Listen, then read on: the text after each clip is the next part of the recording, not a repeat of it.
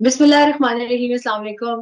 नाज़रीन, आप देख रहे हैं व्लॉग आज का, और आप मेरे साथ आज एक शख्सियत भी देख रहे होंगे। आज मैंने शबान मलिक को, जो कि फ्लोरिडा में होते हैं, यूएस में होते हैं, और आप यकीनन जान गए होंगे कि फ्लोरिडा और यूएस का अगर मैंने नाम लिया है तो आपके जहन में कौन सी शख्सियत आई होगी। पिछले 5 दिन से उस शख्सियत ने न सिर्फ अमेरिका में बल्कि पूरी दुनिया में लोगों की नींदें जो है वो उड़ा कर रखी हुई है। और हम बात कर रहे हैं उस शख्सियत पे जाने से पहले अमरीकी इलेक्शंस 2020 की। सुमेरा खान ऑफिशियल में आज हम बात करेंगे न सिर्फ अमरीकी इलेक्शन के ऊपर, बल्कि हम कोशिश करेंगे कि हमारी जो पाकिस्तानी डायस्पोरा है वो वहां पर क्या कर रही है, वो वहां पर उनकी क्या एक्टिविटीज हैं इस इलेक्शन में, और जो माहौल उन्होंने देखा, उनकी फैमिलीज ने देखा, उन्होंने ट्रैवल किया होगा इस पूरे वक्त में, लोगों से उनकी मुलाकात हुई होगी, वो तमाम तर जज्बात उन्होंने खुद देखे होंगे। तो I wanted to share that core feeling with all of you. और उर्दू में ही आती हूँ क्योंकि नीचे कमेंट्स में अक्सर लिखा होता है कि प्लीज उर्दू में बात करें। तो सबसे पहले हम शबान मलिक को खुश आमदीद कहते हैं प्रोग्राम में। शबान, आपको हम खुश आमदीद कहते हैं प्रोग्राम में, और फिर आपकी इजाजत से बाकायदा अमरीकी इलेक्शन 2020 पे बातचीत का आगाज करते हैं। Thank you Sumera. अच्छा, सबसे पहले ये बताइएगा कि ये अमेरिकी कौम ट्रंप से जान छुटने पे इतनी खुश क्यों है। मतलब हमें लग रहा था कि थोड़े बहुत उनके उनके लिए खफा होने वाले भी सड़कों पर निकलेंगे, कुछ लोग रोएंगे पीटेंगे, कुछ मातम शातम होगा, लेकिन मुझे तो लग रहा है शायद पूरा अमेरिका ही बहुत खुश है उनके जाने से। नहीं, ऐसी बात नहीं है। अमेरिका में ट्रंप के बहुत सपोर्टर और मद्दाह हैं। अगर देखा जाए तो 70 मिलियन लोग ने, जो रिकॉर्ड टर्नआउट है, उसको वोट दिए हैं। तो ये बात नहीं है कि उसके मद्दाह नहीं है। वो एक अलग बात है कि मीडिया काफी खुश है ट्रंप के जीतने पे। लोग ज्यादा तो खुश ही हैं अमेरिका में, लेकिन ट्रंप का सही एक जो सपोर्ट बेस है वो बहुत बड़ा बेस है, इसमें कोई शक नहीं है।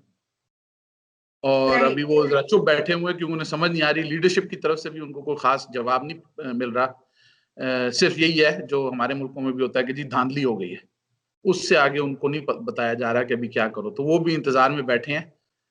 दूसरा ये है कि ये जो रिजल्ट्स हैं ये ऑफिशियल रिजल्ट्स नहीं है। ये मीडियाज अच्छा। वगैरह ने काउंट उनको जो है कॉलिंग की हुई है, जो अमूमन सच होते हैं। रिकाउंट वगैरह की तरफ जब मामला जाता है तो बहुत कम होता है कि रिजल्ट ओवरटर्न होता है, और वो भी कुछ 100 सही। वोट से हो। लेकिन ये है कि यहाँ पे इस मुल्क का एक निज़ाम है, उस निज़ाम के तहत वो चलता है मामला।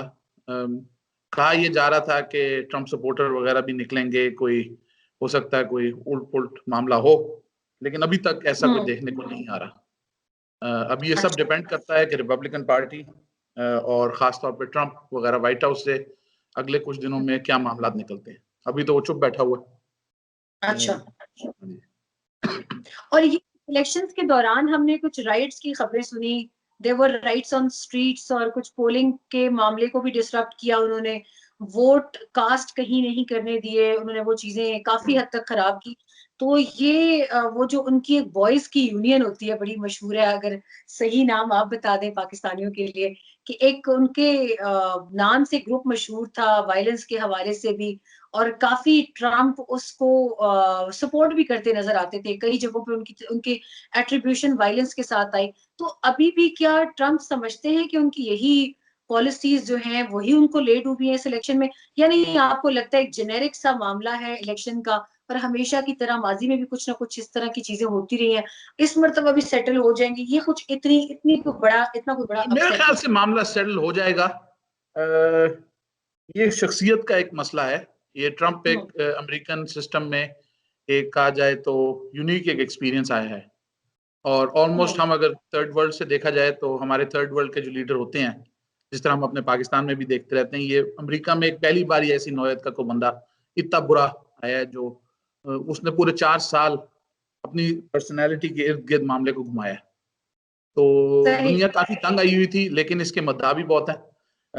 लेकिन ये है कि वायलेंस उस तरह नहीं हुई जिस तरह कहा जा रहा था, और सही। छोटा मोटा चक्करबाजी हुई है, लेकिन पुलिस ने वो कंट्रोल कर लिया उनको। मतलब यहाँ पे अमेरिका में एक बड़ी बात है कि इजाजत है, लोग भी हाँ।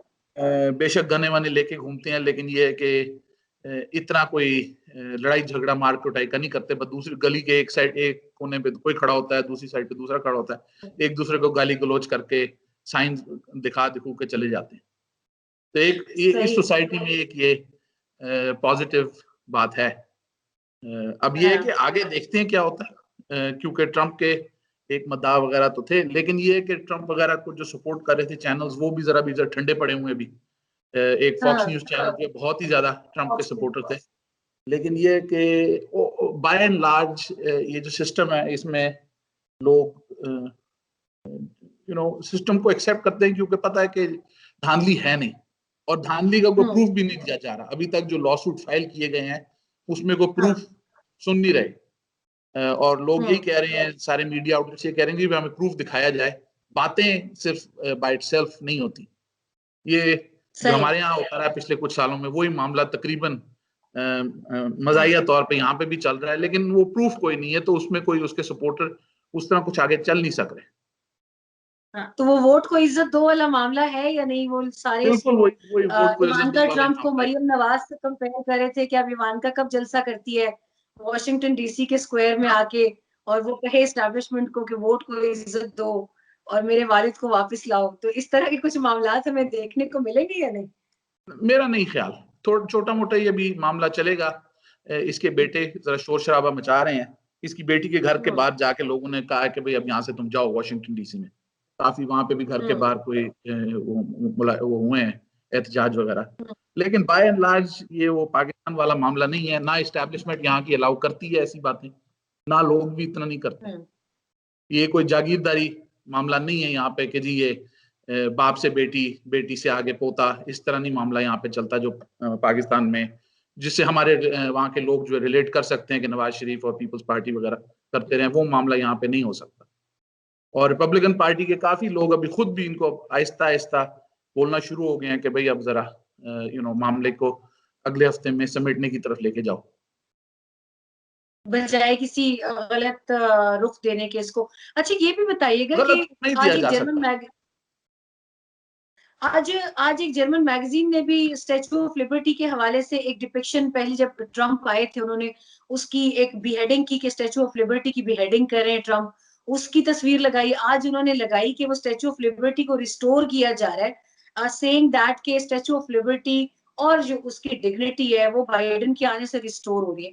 तो is this majority of American point of view? आप खुद वहां पे पाकिस्तानी अमेरिकन डायस्पोरा से हैं, तो अभी वहां पर मौजूद पाकिस्तानियों का बताएं। सुनने में आ रहा है कि यही डिपिक्शन पाकिस्तानियों की भी है कि वो बाइडेन के आने से बहुत ज्यादा खुश भी हैं, और उनको लगता है कि अमेरिका जो है वो एक डाइवर्सिटी जिसके लिए पूरी दुनिया में मशहूर था कि उसने हर तहजीब को, हर कल्चर को जगह दी अपने अंदर, वो वापस रेस्टोरेशन की तरफ जाएगा। It's towards its healing process. तो क्या आपको लगता है कि वाकई अब यूएस हीलिंग प्रोसेस की तरफ जाएगा? उम्मीद तो यही है। आई थिंक पाकिस्तानी कम्युनिटी तो छोटी, इतनी बड़ी यहाँ पे नहीं है अमेरिका में, लेकिन जो जितनी अकलियतें हैं, जितनी कम्युनिटीज हैं, उनको ये बात जरूर उनके जहन में थी कि भाई हमें ये किस दिन टारगेट करते हैं। उसमें 4 साल ये मामला चलता रहा। वो मैक्सिकन से शुरू हुआ था, उसके बाद कोई वो मुसलमानों का भी मामला दरमियान में लेके आया। वो मामला उसका कालों के खिलाफ भी पुराना एक जो यहाँ पे नस्ली मामला है वो है। लेकिन बात यह है कि इसी मामले में मीडिया जो है उसके खिलाफ हुआ था, लोग इसके खिलाफ हुए थे, क्योंकि अमेरिका के एक जो दुनिया में एक इमेज है कि जी ये मल्टी कल्चरल सोसाइटी है, accepting of people of different race, colour, religion, और फ्रीडम ऑफ एक्सप्रेशन है यहाँ पे। तो उस हिसाब से लोग काफी ट्रम्प की पॉलिसी से तंग थे, लेकिन साथ ही साथ लोग जो है क्या कहते हैं, उम्मीद भी लगाए बैठे थे कि जी सिस्टम को चलने दिया जाए। और सिस्टम इतना मजबूत है, आखिर तकरीबन देखें 250 साल के करीब पुराना ये निज़ाम है और चल रहा है। लेकिन ट्रम्प जैसा बंदा पिछले 250 साल में भी नहीं आया, जो अब ये पहली बार है तारीख में अगर देखा जाए तो ऐसा लग रहा है और बात की जा रही है कि जी ये बंदा जो है हो सकता है व्हाइट हाउस से इसको गन पॉइंट पे निकालना पड़े। ये बातें भी हो रही हैं। अब अल्लाह करे ये बातें इस तरह ना हो, लेकिन ये है कि ये बंदे की पर्सनैलिटी ऐसी है। तो जितनी अकलियतें थी, जितनी माइनॉरिटीज थी, अगर आप उनको ऐड करना शुरू करें तो उनका काफी भारी वजन अमेरिका में इलेक्टोरेट के तौर पे आया है। और ट्रंप की पॉलिसीज ने उन सबको इन अ वे यूनाइट कर दिया है। ट्रंप से पहले हर कम्युनिटी सॉर्ट ऑफ डिवाइडेड भी थी, लेकिन घूम के एक दूसरे पे भी वो तनकीद कर देते थे। ट्रंप के आने से सबको ये हो गया कि हम सारे अमेरिकन हैं, तो ये सारी अकलियतों में एक अच्छी बात हुई है। गोरों में भी इसी तरह था कि ट्रंप के से पहले फर्ज करें आप सीएनएन को अगर देखें तो वो नॉन स्टॉप मुसलमानों के खिलाफ एक मामला महाज कायम किया हुआ था सीएनएन ने भी। लेकिन ट्रंप के आते साथ वही इनके जो एंकर्स हैं, जो मेन प्राइम टाइम वाले थे, वो अब मुसलमानों के को प्रोटेक्ट करने के लिए, ट्रंप के खिलाफ बोलने के लिए खड़े हो गए। और उम्मीद यही है कि अब ट्रंप जो कि हार गया है, तो अब बाइडेन के आने से उम्मीद ये है कि ये मामला आगे की तरफ बढ़ेगा। ये नहीं होगा कि कल को फिर मुसलमानों के पीछे लगा दिया जाएगा, जो एक यहाँ पे हम लोग एक फील करते थे। और उसी तरह और भी जो अकलियत है बहुत बड़ी यहाँ पे, एक हिस्पैनिक पॉपुलेशन साउथ अमेरिका की स्पेनिश स्पीकिंग, उनके साथ भी बहुत बुरा एक ट्रीटमेंट बर्ताव किया है ट्रंप गवर्नमेंट ने। कालों के खिलाफ तो ऑफ कोर्स काफी 100 साल से मामला चल रहा है, लेकिन जो राइट्स दिए गए थे इस इलेक्शन में, कोशिश की गई कि उनके वो वोट्स वापस भी लिए जाएं ताकि वो वोट ना दें। तो उम्मीद ये है कि बाइडेन जैसा बंदा, जिसका काफी एक बहैसियत अमेरिकन पॉलिटिशियन एक काफी रोल रहा है पिछले तकरीबन 40-45 सालों में, वाइस प्रेसिडेंट भी रहा पिछले टर्म में ओबामा के साथ 8 साल। तो उम्मीद ये है कि ये मुल्क को आगे लेके जाएगा, यूनाइट करेगा। ये जो पिछले 4 साल के जख्म है, इनको आगे मतलब के मरहम पट्टी लगा के करेगा। और यही इसने वादा कल किया इलेक्शन में, ये की स्पीच में, कि मैं एज अमेरिकन प्रेसिडेंट हूंगा, मैं डेमोक्रेटिक प्रेसिडेंट नहीं हूंगा। तो हम सब उसी पे उम्मीद लगाए बैठे हैं, क्योंकि एट दी एंड हम सब इंसान हैं, और ये हमारे रंग या नस्ल या जात पात तो जो है सो है, लेकिन ये कि घूम घुमा के हम सब इंसान हैं। और इस सोसाइटी में जिधर इतने मुख्तलिफ किस्म के लोग रहते हैं, तो एक दूसरे की इज्जत करना, एक दूसरे को टॉलरेट करना बहुत लाजमी है। बिल्कुल सही। अच्छा, मुझे आखिर में ये बताएं, आप फ्लोरिडा में होते हैं, फ्लोरिडा ने जिताया ट्रंप को। मेरा आखिरी सवाल होगा आपसे, फ्लोरिडा ने ट्रंप को जिताया, यहाँ से तो वो बहुत खुश गए। सुना है इसी साल अपना वोट लेकर आए थे, ये ट्रांसफर किया था इन्होंने न्यूयॉर्क से फ्लोरिडा। फ्लोरिडा से तो बहुत खुश है, तो बाकी पूरे मुल्क से खफा क्यों है? खास तौर पे फिलाडेल्फिया से क्यों खफा है? इनका एक कोटेशन भी था बड़ा मशहूर, every bad thing happens in Philly, और वहीं से मेरा ख्याल हारे भी है आखिर में। तो ये फिली से उनकी यादें क्यों वाबस्ता है? एक मजाक लगाया जा सकता है, पिछले कुछ इलेक्शंस में हमेशा फ्लोरिडा ही पिवट रोल, जॉर्ज बुश का भी जो इलेक्शन हुआ था सन 2000 में, उसमें भी फ्लोरिडा की ही रिकाउंट में एल गोर हार गया था। अब ट्रंप यहाँ पे मूव किया है, लेकिन ट्रंप तो पिछले तकरीबन कह ले 30 साल से वो यहाँ का रिहायशी है एक हिसाब से। तो उसने ऑफिशियल सिर्फ अपना वो मूव किया एक शहर से दूसरे, क्योंकि न्यूयॉर्क में जरा उसका आना जाना महाल किया हुआ था लोगों ने, उसके ट्रंप टावर के बाद वो लगाए हुए थे बैनर और उसको शोर करते थे, और आना जाना भी उसके लिए मुश्किल था, तो उसने चेंज किया। लेकिन फ्लोरिडा भी एक मिक्स्ड है, ये नहीं है कि कोई बहुत मेजोरिटी से वो जीता है। हमेशा रिपब्लिकन यहाँ पे पिछले कुछ सालों में आते रहे हैं, जीतते रहे हैं, लोकल इलेक्शंस भी और क्या कहती हैं सेनेट का भी, लेकिन और लोकल फ्लोरिडा का गवर्नर भी रिपब्लिकन ही रहा है। लेकिन वो 50-50 है तकरीबन वोट, अप डाउन थोड़ा सा हो जाता है। जो बड़े शहर हैं वो सारे फ्लोरिडा के अंदर जो मेजोरिटी पॉपुलेशन है वो सब लीन करते हैं डेमोक्रेट को। जहाँ पे हम बैठे हैं ब्रावड काउंटी में साउथ फ्लोरिडा में, ये भी तीनों काउंटीज जो हैं तकरीबन कोई कह लें 8 मिलियन लोग होंगे यहाँ पे, वो सारे मेजोरिटी लीन किए बाइडेन की तरफ। लेकिन जो छोटी काउंटीज हैं नॉर्थ में, वो उनने जो ट्रंप को वोट दिया। और ट्रंप का वोट बेस वही रहा है जो बेसिकली गोरे हैं, एक हिसाब से काफी अनपढ़ भी कह सकते हैं आप उन्हें, इकोनॉमिकली भी जरा इतने वो अच्छे हालात में नहीं है, वो इसके सपोर्टर ज्यादा हैं। और इनने वही एक मंजन बेचा है जो कि जी हम लोगों को, आप लोगों के साथ जो ज्यादती हुई है, ये पूरे अमेरिका में यही हुआ है ट्रंप के सपोर्टर्स के साथ, कि आपके साथ ज्यादती हो रही है, जो बाहर से लोग आए हैं वो जॉब्स लेके आपकी चले गए हैं, और उसमें ये बेचारे जो है उसकी बात में आ गए हैं। रियलिटी ये है कि खुद ये पढ़े लिखे नहीं है, खुद इनने अपनी चॉइस से नहीं पढ़े, इनको गवर्नमेंट तो सब वो देती है फैसिलिटीज पढ़ाई लिखाई की, तो उस पे ये दूसरों को जिनने पढ़ाई लिखाई की है उसके पीछे ये लोग पड़ गए। बिल्कुल। आपका आपका मैं बहुत-बहुत शुक्रिया अदा करना चाहूँगी। Thank you very much. आपने बहुत सैर हासिल गुफ्तगू की है और उम्मीद है कि सुनने वालों को भी बहुत मज़ा आया होगा सुन के कि वहाँ पर मौजूद अमरीकी मुसलमान या अमरीकी पाकिस्तानी जो है, उन्होंने इन इलेक्शंस को कैसे देखा और यकीनन इलेक्शंस की जो डस्ट है, अब वो सेटल हो रही है। क्योंकि जो एक सुनने में आया था कि बहुत एक गैर फितरी किस्म का रद्द-ए-अमल आएगा, गुस्से से भरा हुआ डोनाल्ड ट्रंप की जानिब से, वो नहीं आया। फिलहाल तो गोल्फ खेलते पाए गए हैं। आगे देखते हैं क्या होता है।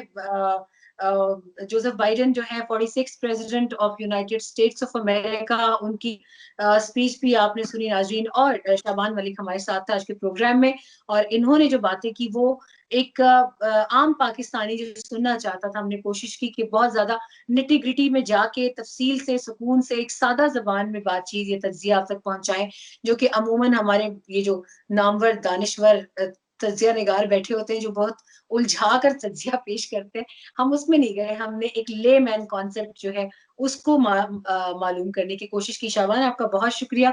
इंशाअल्लाह थैंक यू। मुस्तकबिल में अमरीकी हालात के हवाले से आपसे दोबारा भी जानने की कोशिश करेंगे। बहुत शुक्रिया आपके वक़्त के थैंक लिए, और नाज़रीन आपसे भी इजाज़त चाहेंगे, दूसरे व्लॉग में आपके सामने हाज़िर होंगे। तब तक इजाज़त दीजिए। अल्लाह हाफ़िज़, अपना ख़्याल रखिएगा।